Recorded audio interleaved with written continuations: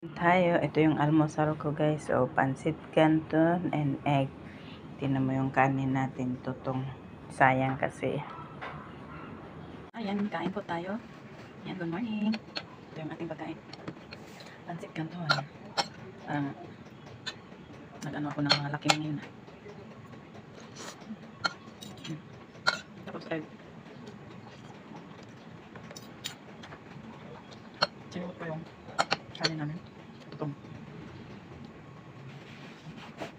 Sayang eh. Yung breakfast natin guys, puno yung pinggan ko.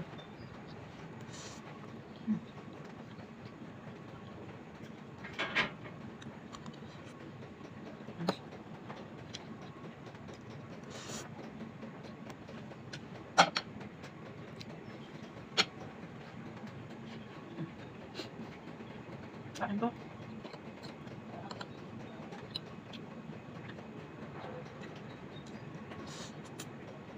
Breakfast namin ngayon is tuyo. Hindi na ko kumuha kasi ang dami na naman pansit canton. Ang malasa siya. Hindi ko maubos.